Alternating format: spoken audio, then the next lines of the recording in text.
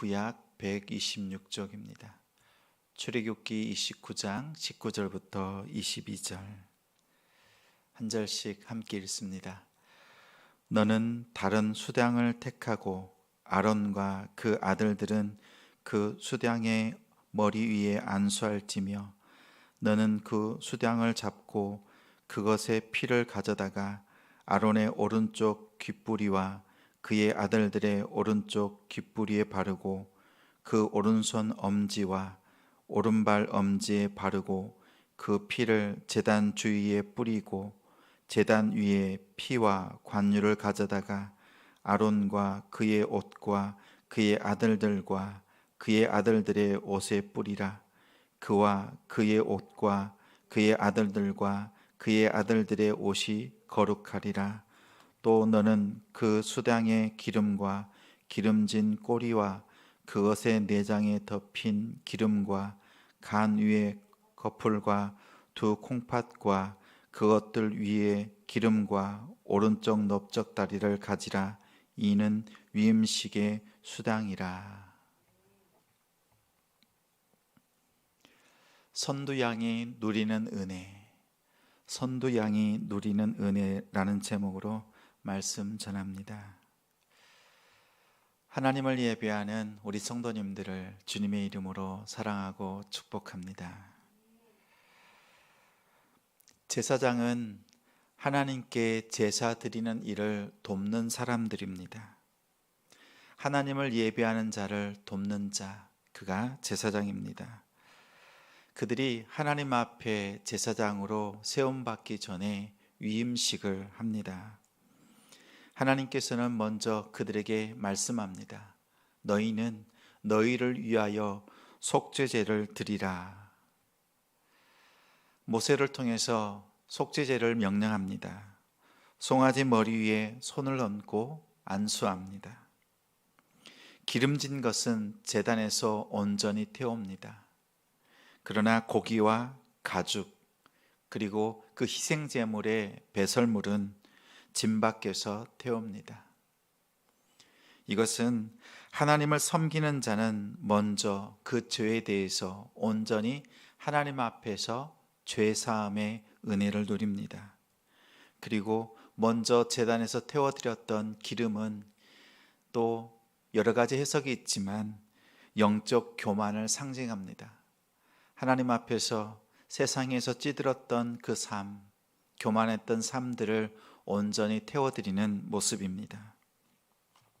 두 번째는 번제를 드리라 말씀합니다.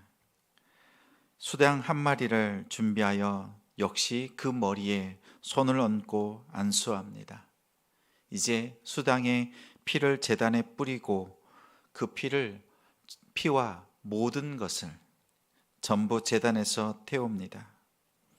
하나님께 나아가는 자, 하나님께 쓰임 받는 자의 온전한 희생과 헌신을 의미합니다. 전인격적으로 하나님을 섬기는 모습입니다. 이제 세 번째로 위임식이 진행이 됩니다. 다른 수량, 먼저 드린 수량과 다르게 준비한 다른 수량의 머리 위에 손을 얹고 안수합니다. 그 양의 피를 오른쪽 귓부리, 엄지 손가락, 엄지 발가락에 바릅니다. 귓부리와 손가락, 발가락, 이 엄지 손가락과 발가락은 우리 신체의 끝부분입니다. 그래서 우리가 일상생활을 할 때 다른 것을 만지고 접촉되는 부분입니다. 그래서 상징적으로 그곳에 어린 양의 피를 발라서 온몸을 씻는 그 상징적인 행위로 거룩하게 합니다. 그리고 피는 제단 주변에 뿌립니다. 더 나아가 아론과 제사장들 또 그의 아들들의 옷에 뿌려서 거룩하게 합니다. 하나님께서 가장 먼저 구하시는 것이 거룩입니다. 이 위임식을 통해서 제사장들은 특별한 권리나 또 어떠한 권위를 갖지 않습니다. 오직 하나님을 섬기는 데 있어서 하나님께서 먼저 부르신 선도 양일 뿐입니다. 하나님께 먼저 엎드리는 자, 하나님께 먼저 수고하고 애쓰는 자들입니다. 이들은 하나님께서 부르신 자들, 그래서 하나님이 먼저 그들을 정결케 하시고 구별하셔서 하나님이 받으실 만한 자들로 세우셨습니다. 속죄제를 드리고 번제를 드리고 위임식을 통하는 공통적인 모습이 있습니다. 희생제물의 머리에 안수합니다. 이 안수는 먼저 희생제물의 사람의 죄, 먼저 헌신하고 수고하는 우리 사람의 죄를 어린 양의 손을 얹어서 안수함을 통해 사람에게 있는 그 죄를 어린 양에게 전가합니다. 이 죄를 받은 희생제물 어린 양은 사람과 동일한 모습을 갖습니다. 여기서 동일하다는 것은 사람이 죽어야 하는데 대신 죽는 어린 양입니다. 사람 대신에 죽는 양. 희생제물의 죽음, 짐승의 죽음은 사람의 죽음과 같습니다. 그래서 안수할 때 나의 죄를 대신 지고 가는 어린 양, 그리고 어린 양의 죽음은 곧 나의 죽음임을 고백합니다. 그리고 이 희생제물은 이 안수를 통해서 또한 거룩해집니다. 속죄제와 또 하나님 앞에 제사를 드리는 그 순간 모든 죄가 전하여졌고, 또 위임식을 통해서 드려지는 또 다른 양, 그 양을 통해서 그 양은 거룩함으로 하나님 앞에 드려집니다. 이처럼 하나님 앞에 나아가는 자는 이 어린 양처럼 모든 죄를 지고 하나님 앞에 나아가고 하나님 앞에서 죽임을 당하고 또한 거룩하게 되어지는 모습입니다. 이것은 선도양으로 섬기는 자들, 하나님 앞에 헌신하는 자들이 하나님 앞에 이렇게 전심으로 쓰임받는 모습을 나타내기도 합니다. 맨 앞에서 헌신하는 자들에게 주시는 은혜는 바로 이것입니다. 하나님께서 구별하셔서 거룩하게 하십니다. 거룩을 유지하는 것이 은혜요 또한 그들의 사명입니다. 선도양이 누구입니까? 오늘날 교회에서 말씀을 전하는 목사님들, 그리고 교육자들, 또 하나님 앞에서 먼저 쓰임받는 여러 가지 모양으로 헌신하는 자들입니다.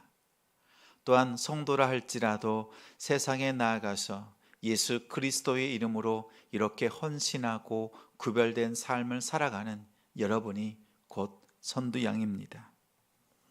선두양의 사명은 먼저 말씀드린 것처럼 거룩을 유지하는 것이 사명입니다. 수당의 피를 오른쪽 귓불이, 그리고 엄지손가락, 그리고 발가락에 바릅니다.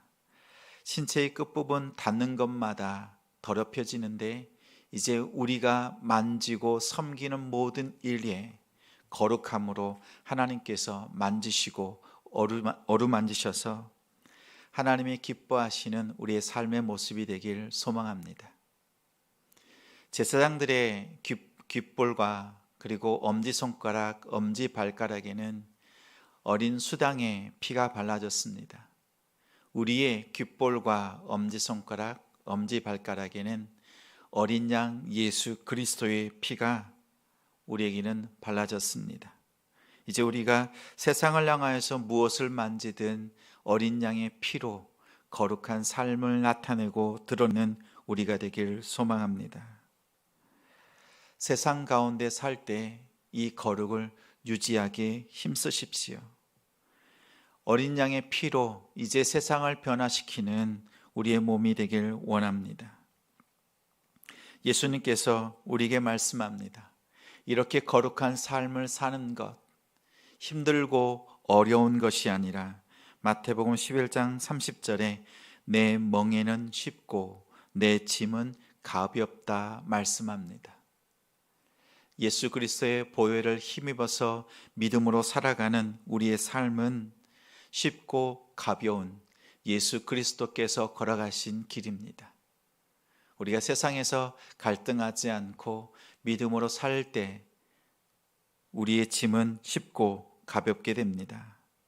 오늘 하나님 안에서 말씀 앞에서 이 거룩함으로 세상으로 나아가는 우리 성도님들이 되시기를, 복된 가정이 되기를 소망합니다.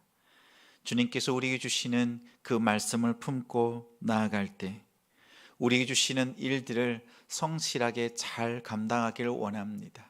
하나님을 섬기는 것은 교회에서뿐만 아니라 우리를 보내신 가정과 일터와 사업장에서 하나님 앞에 큰 기쁨과 영광을 돌려드리는 아름다운 사역을 잘 감당하시는 선두양으로 살아가시는 우리 성도님들이 되시기를 주님의 이름으로 축원합니다.